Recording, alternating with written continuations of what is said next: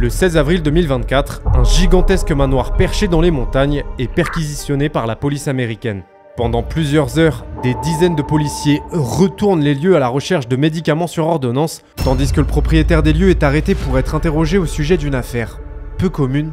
Il est suspecté de s'être fait passer pour un médecin et ses patientes, notamment une soi-disant femme âgée du nom de Gwendoline, pour récupérer illégalement du sirop pour la toux. Bon, déjà, l'histoire est folle. Mais le truc, c'est que le propriétaire du manoir, c'est pas n'importe qui. Il s'agit d'NBA Youngboy, un des rappeurs les plus populaires de ces dernières années aux États-Unis, à base de milliards d'écoutes sur Spotify, disque de platine sur disque de platine et un contrat record en maison de disque de plusieurs dizaines de millions de dollars. Singer and rapper NBA Youngboy. Rapper NBA Youngboy. Rapper NBA Youngboy. Baton Rouge rapper NBA Youngboy. Rapper NBA Youngboy's booked into the Cache County Jail facing 63 charges tonight. Le pire, c'est qu'au moment des faits, Youngboy, ça fait près de 2 ans et demi qu'il a interdiction de sortir de ce manoir, justement pour éviter les ennuis, parce qu'il est en attente de son jugement dans une autre affaire qui n'a rien à voir. Ce qui veut dire qu'à cette période, il était censé se tenir à carreau de chez carreau pour éviter la prison. I've been inside going on three years. Do you have any end of date when it comes to, you being able to leave and... No. Damn. Pourquoi malgré ça, NBA Youngboy a-t-il fait le choix d'usurper l'identité d'un médecin alors que c'était évident qu'il finirait par se faire attraper? Pour comprendre tout ça, on va revenir sur les différentes affaires qui ont conduit à son interdiction de sortir de ce manoir, expliquer toutes les dingueries qui entourent cette affaire de médicaments sur ordonnance et découvrir pourquoi Youngboy a potentiellement les meilleurs avocats de tous les temps. Mais avant ça, il faut qu'on parle de la place d'NBA Youngboy dans l'industrie musicale. Ça aura son importance par la suite. Dans le milieu de la musique, NBA Youngboy, c'est pas n'importe qui. Il a beau être d'un naturel plutôt discret, voire même timide, dans le sens où il donne rarement des interviews, il est pas très présent sur les réseaux sociaux, et il est quasiment jamais là lors des événements style remise de prix, tout ça. Ça n'empêche que depuis son arrivée, il a littéralement retourné l'industrie musicale. Entre 2017 et 2025, NBA Youngboy, c'est une quinzaine de projets qui squattent les premières places du top album américain, des collaborations avec des artistes déjà établis comme Future, Nicki Minaj ou Post Malone, et des clips qui tapent tous des dizaines, voire des centaines de millions de vues sur YouTube. D'ailleurs, j'ai clairement contribué à ces millions de vues sur YouTube, notamment sur des titres comme Outside Today, Bandit ou Make No Sense.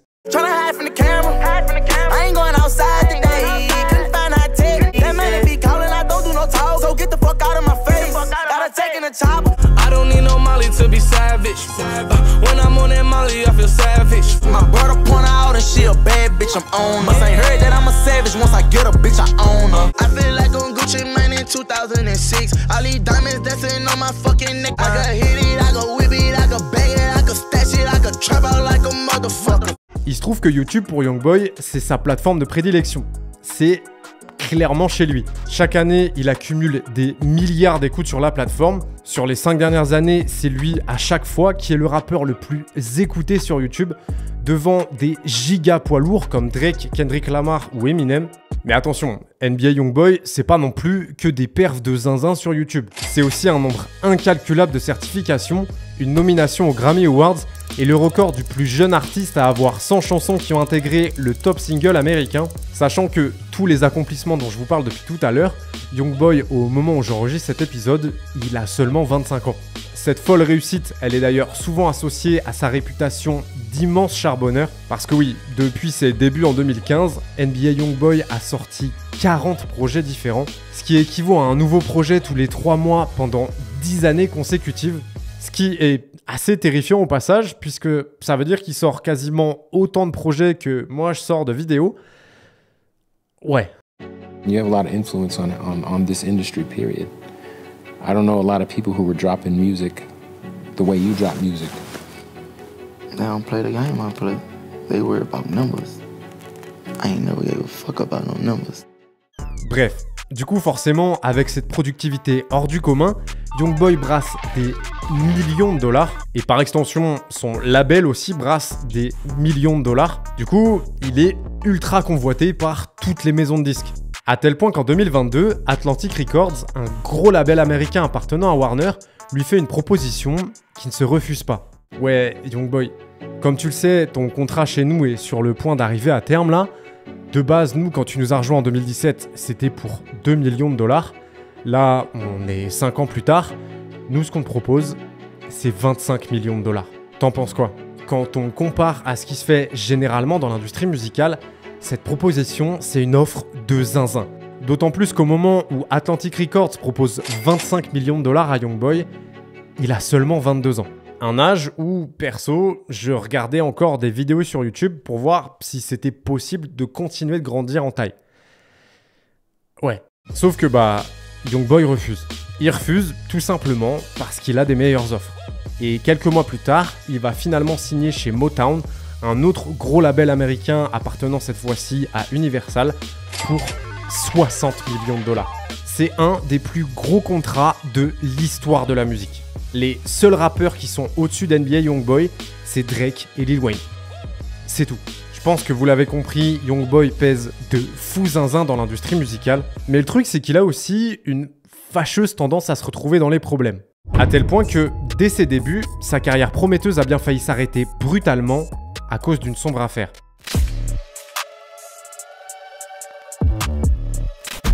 Dans la soirée du 28 novembre 2016, NBA Youngboy s'apprête à donner un concert à Austin, dans l'état du Texas. Sauf que il montera jamais sur scène, parce qu'entre-temps, il se fait arrêter par des agents fédéraux pour tentative de meurtre. Cette arrestation, elle est liée à une fusillade qui a eu lieu le 2 novembre à Baton Rouge, la ville dont il est originaire. Résumé simplement, dans la journée du 2 novembre 2016, le cousin d'NBA Youngboy est assassiné en pleine rue. Du coup, dans la foulée, quelques heures plus tard, Youngboy et 3 de ses gars décident de partir en voiture en mission représailles. Et d'après la police, c'est à cette occasion que Youngboy aurait ouvert le feu sur un groupe d'individus qu'il pensait liés au meurtre de son cousin. Suite à son arrestation, il est donc placé en détention provisoire. Sa caution est fixée à 200 000 $. Autant vous dire que là, la situation, elle est vraiment pas ouf. Youngboy a seulement 17 ans et il risque la prison à vie. Mais heureusement pour lui, le 22 mai 2017, NBA Youngboy est finalement libéré après avoir passé un accord avec le procureur. Il accepte de plaider coupable pour agression avec arme à feu et en échange, il écopera de 10 ans de prison avec sursis et 3 ans de mise à l'épreuve. Autrement dit, pendant les 3 années qui suivent, il va devoir se tenir à carreau et le juge va même lui donner des conditions spécifiques. Monsieur Youngboy, pendant vos 3 ans de mise à l'épreuve, vous avez interdiction de quelque manière que ce soit de toucher à une arme à feu. Et vous voyez 2 des personnes avec qui vous étiez lors de cette fusillade, vous n'avez pas le droit de les côtoyer. Les premiers mois de sa mise à l'épreuve, tout se passe bien. Mais malheureusement pour lui, le 12 mai 2019, Youngboy est victime d'une fusillade à Miami. Il se fait tirer dessus en pleine journée à la sortie d'un hôtel, sa copine de l'époque est touchée, du coup lui et ses gars sortent des armes et ripostent. Rapper NBA Youngboy was involved in a deadly shooting in Sunny Isles Beach. Police say the rapper and his crew were shot at outside the Trump Beach Resort. An innocent man died in that shooting. The rapper's girlfriend was also shot but is now out of the hospital. Alors oui, Youngboy, il y est pour rien. C'est lui qui s'est fait tirer dessus, donc il a riposté, mais c'est de la légitime défense. Le seul problème, c'est que le juge voit ça différemment. Monsieur Youngboy, effectivement, vous êtes la victime dans cette histoire. Je ne vous reproche pas d'avoir tiré en retour sur vos assaillants, mais comment se fait-il que vous aviez une arme sur vous? Et puis, il y a autre chose aussi qui me pose problème, c'est qu'après cet incident, des vidéos ont circulé sur Internet où on vous voit très clairement avec les 2 personnes que je vous ai interdit de côtoyer pendant ces 3 ans. Du coup, Youngboy est à nouveau arrêté et les 10 ans de prison qu'il avait pris avec sursis pourraient bien se transformer en 10 ans ferme. Heureusement pour lui, encore une fois, le 21 juin 2019, Youngboy est finalement condamné à 14 mois d'assignation à résidence pour violation de ses conditions de mise à l'épreuve. Monsieur Youngboy, ça va être très simple, jusqu'en août 2020, vous avez interdiction de sortir de chez vous. Des conditions que Youngboy va respecter à la lettre, et en août 2020, il est officiellement à nouveau un homme libre pour la première fois depuis novembre 2016. Mais malheureusement pour lui, ça va pas durer bien longtemps. Étant donné qu'à peine quelques semaines plus tard, il se retrouve à nouveau dans un turbo giga ultra bourbier qui pourrait bien lui coûter sa carrière.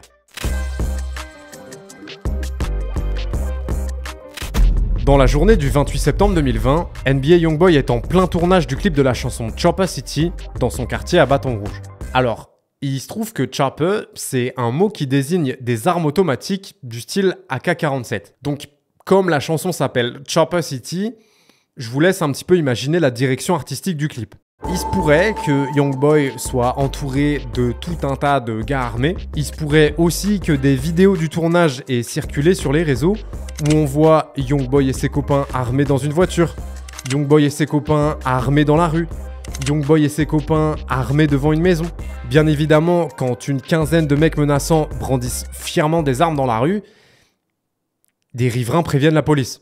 Du coup, la police débarque et Youngboy et 15 de ses gars sont arrêtés. Bilan de l'opération, 14 armes à feu dont une AK-47 sont saisies. Différents types de drogues et 79 000 $ en liquide sont retrouvés. There is a lot of drama surrounding him and the guys that he associates with. We believe that some of those guys have been involved in criminal activity here in Baton Rouge. Individuals out there that started tossing their guns, some started running, they were attempting to hide. NBA Youngboy est poursuivi pour détention de drogue, trafic de drogue et port d'armes illégales. Mais le lendemain, il est libéré sous caution et il va d'ailleurs payer l'intégralité des cautions de ses potes pour que tout le monde soit libre. Cette période de liberté, elle va durer seulement quelques mois, étant donné que le 22 mars 2021, Youngboy est arrêté à Los Angeles. Cette arrestation, elle est en lien avec l'affaire du tournage du clip de Chopper City. Mais le problème, c'est que pendant cette arrestation, NBA Youngboy, il tente de prendre la fuite. Au moment où il arrête son véhicule lorsque les policiers l'interpellent, apparemment, il tape son meilleur sprint. La raison, elle est simple, les policiers ont retrouvé une arme à feu dans sa voiture. Du coup, Youngboy se retrouve dans une autre affaire dans laquelle il est poursuivi pour port d'armes illégales. Il a donc une affaire en Louisiane et une affaire à Los Angeles et il est renvoyé en prison. Il va rester en prison pendant 7 mois, mais heureusement pour lui, encore une fois, le 26 octobre 2021, il est libéré après avoir versé une caution d'1,5 million $. Youngboy est de nouveau assigné à résidence en attendant son jugement dans les deux affaires. Pour réussir à obtenir ça auprès du juge, ses avocats vont d'ailleurs tenter un move plutôt bien senti. Écoutez, monsieur le juge, le problème avec mon client, monsieur Youngboy, c'est l'environnement autour de lui. Ce que je vous propose, c'est que pendant sa période d'assignation à résidence, il quitte la Louisiane. Comme ça, on l'éloigne de ses mauvaises fréquentations et de cet environnement qui le tire vers le bas. Le juge accepte et Youngboy déménage donc près de Salt Lake City, en Utah. Mais attention, parce que les conditions de son assignation à résidence sont ultra strictes. Youngboy a interdiction de sortir de chez lui sans aucune exception. Il doit respecter un couvre-feu. Les éventuelles visites des personnes extérieures sont strictement contrôlées et limitées. Bref, Youngboy est isolé et surveillé 24 heures sur 24, 7 jours sur 7.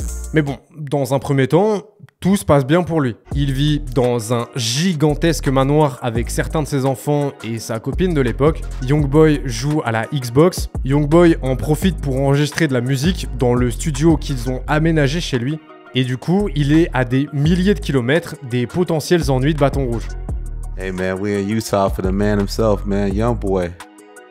This is a trial and tribulation you got to deal with, but I think you made the best of it. Like it just feels like this home just feels very like a dope place. It's just peaceful. Not too many people. Ain't too much to really get off into. En plus de ça, le 15 juillet 2022, il est innocenté dans l'affaire à Los Angeles, faute de preuves suffisantes pour démontrer que l'arme retrouvée dans la voiture lui appartenait. Du coup, il reste seulement l'affaire du clip de Chopper City à Baton Rouge qui est toujours en cours. La roue qui tourne est en train de tourner, c'est plutôt encourageant pour lui.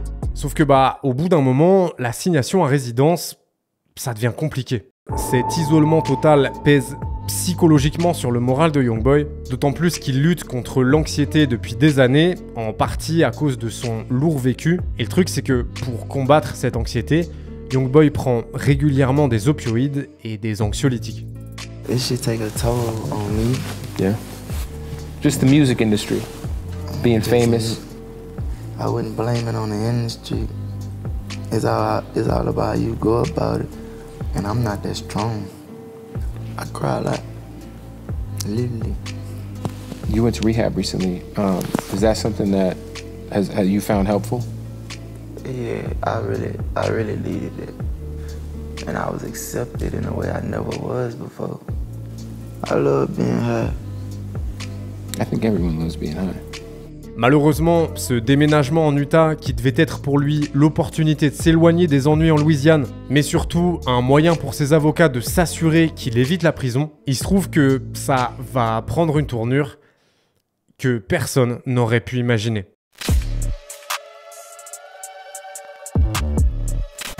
Entre septembre 2023 et février 2024, plusieurs pharmacies en Utah reçoivent des appels du même médecin, on va l'appeler Docteur Maison, qui demande des médicaments sur ordonnance pour ses patientes.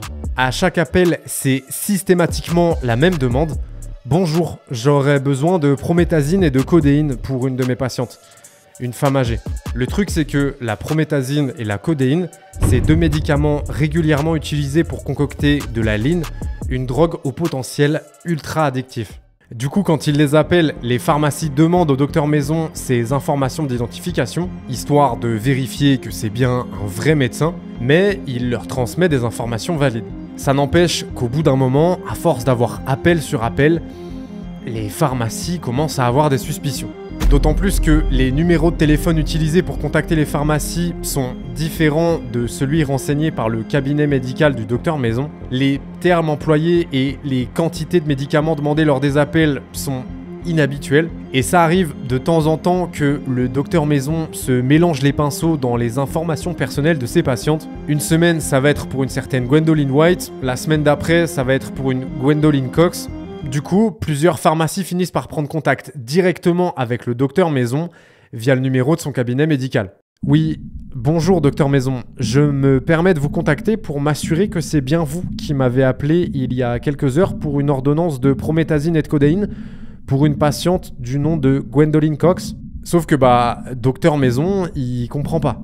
Écoutez, non, ce n'est pas moi qui vous ai appelé et je n'ai pas de patiente du nom de Gwendolyn Cox. Je pense que la personne que vous avez eue s'est fait passer pour moi. Du coup, forcément, les pharmacies préviennent la police et la police lance une enquête. Et le hasard fait bien les choses puisque au moment où la police enquête, Gwendolyn Cox est justement en contact avec une des pharmacies pour que ses petits-enfants viennent récupérer ses médicaments dans les jours qui viennent. Du coup, la police n'a qu'à attendre les soi-disant petits-enfants. Donc quand, quelques jours plus tard, deux femmes débarquent en voiture à la pharmacie pour récupérer les médicaments de Gwendolyn Cox, la police les arrête et les interroge. Malheureusement pour les enquêteurs, les deux suspects ne vont absolument rien dire et confirmer cette histoire de « on venait chercher des médicaments pour ma grand-mère ». Mais, parce que oui, il y a un mais, la voiture avec laquelle elles sont venues jusqu'à la pharmacie appartient à NBA Youngboy.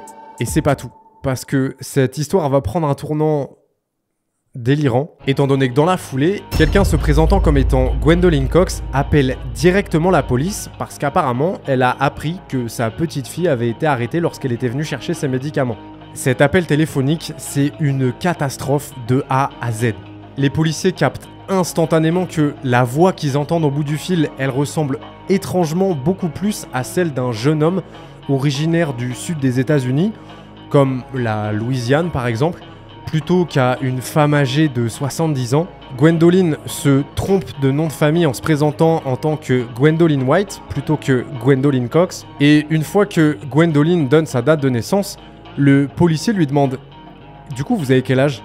Silence radio. Gwendolyn ne connaît visiblement pas son âge.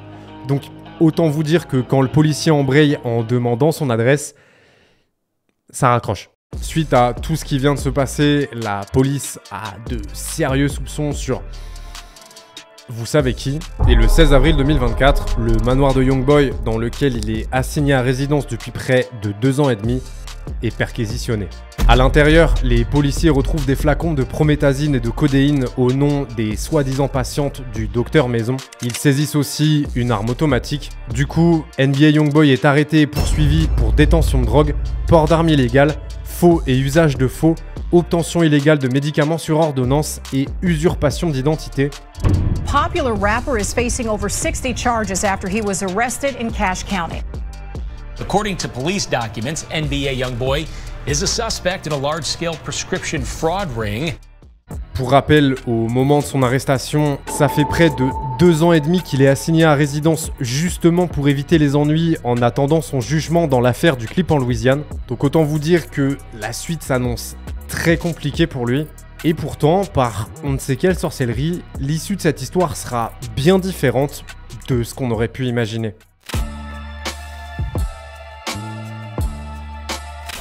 Bien évidemment, après son arrestation, l'assignation à résidence d'NBA Youngboy est révoquée et il est renvoyé en prison en Louisiane. Youngboy est accusé d'être à la tête d'un trafic de médicaments sur ordonnance basé sur de l'usurpation d'identité. Au total, pour cette affaire en Utah, c'est 63 chefs d'inculpation différents qui sont retenus contre lui, tout en gardant à l'esprit que l'affaire du clip de Chopper City est toujours en cours.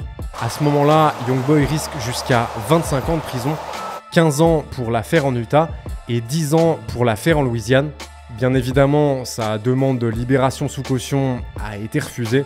En Louisiane, il est désormais poursuivi pour port d'armes illégales et violation de ses conditions d'assignation à résidence. En Utah, il est poursuivi pour détention de drogue, port d'armes illégales, faux et usage de faux, obtention illégale de médicaments sur ordonnance et usurpation d'identité.